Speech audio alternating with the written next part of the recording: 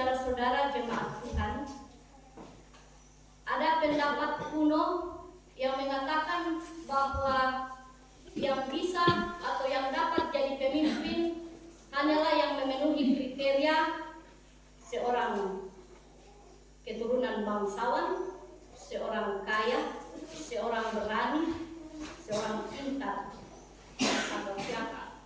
Kriteria ini ada benarnya, tapi tidak 100% benar, karena tidak semua zaman sekarang keturunan bangsawan menjadi pemimpin. Ada juga rakyat biasa yang banyak belajar akhirnya menjadi pemimpin. Ada juga pendapat yang mengatakan bahwa perempuan dan pemuda tidak bisa pemimpin karena tidak berpengalaman atau rendah derajatnya. Pendapat ini sudah tidak relevan lagi dan tidak benar, sebab banyak juga pemuda sekarang. Kita lihat wakil presiden kita sekarang, Gibran, itu masih muda tapi sudah pemimpin negara. Dan di dalam pembacaan kita di Alkitab ini, di Perjanjian Lama, diceritakan seorang perempuan tangguh bernama Deborah. Ia seorang ibu rumah tangga, tapi sekaligus ia dipilih Tuhan menjadi nabiah dan hakim di zaman Israel. Dan dalam kisah yang kita baca ini sekaligus dia perempuan masuk kategori pemimpin perang, panglima perang atau pemimpin militer bersama atau bersinergi dengan laki-laki bernama Barak. Dalam kisah firman Tuhan yang kita baca ini dan juga beberapa nats firman Tuhan hakim-hakim beberapa minggu yang lalu kita baca bahwa di saat bangsa Israel melakukan apa yang jahat di mata Tuhan, ketika bangsa Israel melupakan Tuhan, takmak debata, mensepelekan debata atau bangsa Israel dan dia menyembah pada ilah-ilah Kanaan, maka bangsa Israel dihukum Tuhan. Bagaimana caranya Tuhan menghukum bangsa Israel ketika sudah melupakan Tuhan? Maka Tuhan mengizinkan bangsa-bangsa lain menindas umat pilihannya itu. Dalam pembacaan kita, umat Israel ditindas oleh Raja Kanaan bernama Yabin dengan panglima tentaranya bernama Sisera.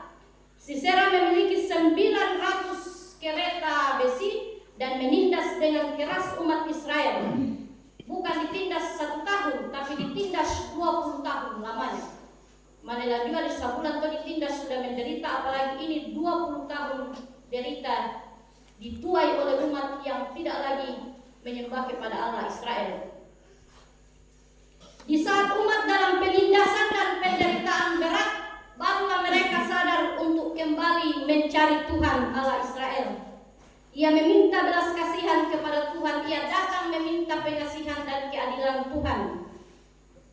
Melalui seorang hakim sekaligus nabiah yaitu Deborah, kesanalah umat meminta petunjuk dan belas kasihan Tuhan. Dan di saat umatnya bertobat dan menyesal, maka melalui hambanya Deborah, nabiah perempuan ini, Allah berfirman dan dipesankan kepada Barak, juga seorang hakim laki-laki waktu itu, dia yang diutus Tuhan agar maju berperang melawan musuh Israel yaitu Sisera dan rajanya dan Yabin. Tetapi ketika Barak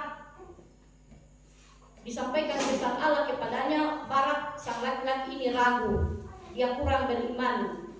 Ia hanya berani maju jika Deborah sang perempuan ikut berperang. Dalam ayat 8 pembacaan kita dikatakan, jawab Barak kepada Deborah, jika engkau ikut maju, aku pun maju. Tetapi jika engkau tidak ikut maju, aku pun tidak maju. Karena keraguan Barak, maka Deborah sang perempuan ikut memimpin perang. Sambil berkata kepada Barak ayat 9, kata Deborah, baik, aku ikut. Hanya engkau tidak akan mendapat kehormatan dalam perjalanan yang engkau lakukan ini, sebab Tuhan akan menyerahkan Sisera ke dalam tangan perempuan. Kemudian Deborah dan Barak maju memimpin pasukan mengerahkan suku Sebulon dan suku Naftali, sejumlah 10.000 mengikuti mereka. Ketika pasukan Israel sudah turun dari Gunung Tabor di depan mata Barak, Tuhan mengacaukan pasukan Sisera musuh mereka dengan mata pedang. Kalau kita baca lebih lanjut pembacaan tadi masih ada kelanjutan kisahnya, bahwa di depan mata Sisera ada pedang. Mata pedang itu dari Tuhan sehingga Sisera turun dari keretanya dan lari meloloskan diri. Barak terus mengejar Sisera dan pasukannya. Sisera kemudian meloloskan diri dengan bersembunyi di sebuah kemah yang di dalamnya ada seorang perempuan, ibu rumah tangga bernama Yael, istri Heber. Perempuan ini memberi minum kepada Sisera. Sisera kemudian tidur terlelap. Yael mengambil patok kemah dan mengambil palu, lalu patok itu palunya dikelilingi Sisera sampai tembus ke tanah. Pada saat itu muncullah Barak di depan kemah, lalu Yael berkata, "Mari aku tunjukkan orang yang kau cari itu." Jadi di tangan perempuanlah panglima perang Sisera itu mati. Dan perempuan jugalah yang mendorong Barak untuk berani ke medan perang melawan musuh. Akhirnya kemenangan ada di pihak umat Israel. Itulah kisah di dalam Hakim-Hakim saat ini yang menjadi perenungan bagi kita, apa yang kita mau pelajari dari kisah firman Tuhan hari ini.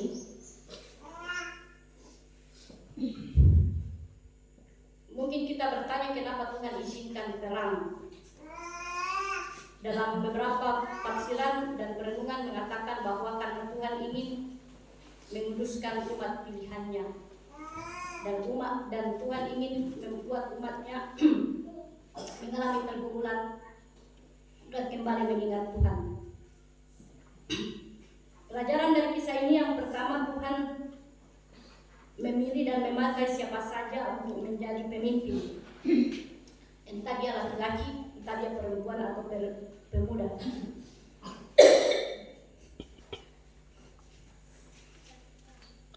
Jadi siapapun yang Tuhan pilih untuk menjadi pemimpin kita, majelis jemaat, kepala desa atau aparat desa, tokoh-tokoh dalam masyarakat, pemimpin pengurus organisasi, kita hargai, kita hormati mereka karena mereka adalah pilihan Tuhan untuk memimpin kita.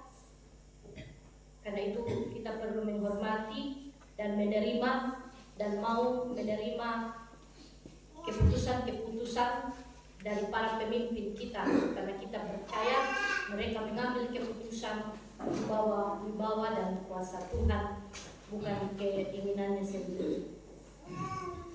Pelajaran yang kedua, sebuah pembelajaran bagi kita bahwa dikala kita hidup dalam dosa dan jahat di mata Tuhan, dan kita tidak mau lagi menyembah Tuhan, tak mungkin kilalai di bata, tak mungkin segerambuan di bata, Allah nenek moyang kita dari dulu sampai sekarang, Allah yang kita sembah, maka ada kesempatan Allah mengizinkan pergumulan menderita besar kita alami, pergumulan berat, dengan tujuan agar kita bertobat dan bergantung pada Allah, agar kita kembali kepada Allah.